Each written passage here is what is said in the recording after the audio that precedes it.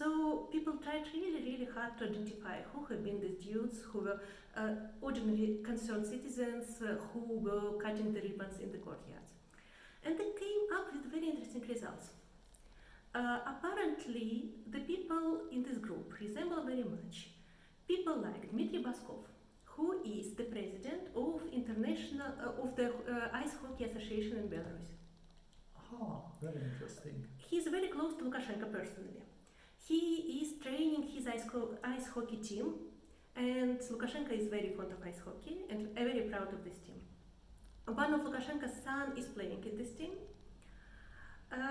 So yeah, it's a guy from the personal circle of Lukashenko, and he also happens to be the president of Ice Hockey Federation in Belarus. Next year, International World Championship is scheduled to happen in Latvia and Belarus. Latvia and Belarus are supposed to be joint co-hosts of the World Championship. Latvia has already announced that they are banning Dmitry Baskov from the entry to Latvia. I really don't understand how this championship can be allowed to proceed given the current situation in Belarus and given the role of the hockey chief from Belarus in these recent events.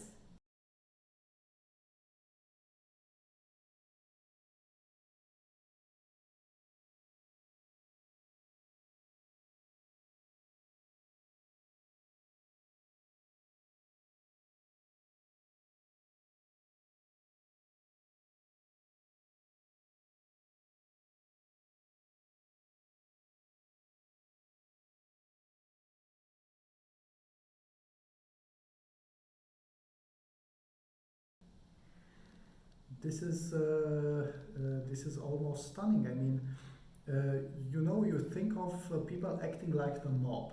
Yep. And you think, okay, there's the big boss of the mob, and there are lots of layers between him and the guys doing the ordinary beating on the street. Yep. And now you get, the guy close to Lukashenko going to the street and beating other people up. Yep. This is very easy to trace. It's and apart from being very violent and abominable, it's also stupid. So yeah, you can say that people from inner circle of Lukashenko beating people up on the streets is not a sign of politically savvy dictator. And in Swiss Belarusian community, we were shocked by this as well. And we were asking this very question of the people in Belarus, like, why do you think this happens? How can it be that couldn't they recruit somebody not that important to do their dirty work? And what the protester we were talking to told us was, but that's how you create this blood bond.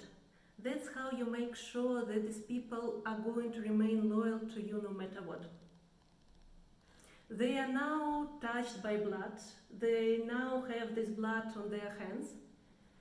So Baskov is now going to be a Lukashenko person till the end. Well, that depends also on what he's able to trade for the case that Lukashenko is getting into bigger trouble. Yeah.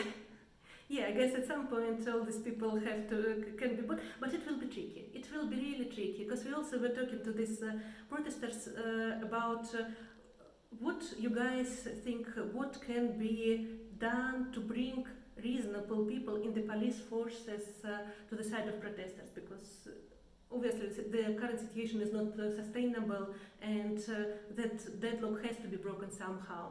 And this protester told us a very interesting thing. She said, what you can promise them is complete amnesty, but can you really promise them amnesty after all that they've done? Can you really promise them amnesty after this?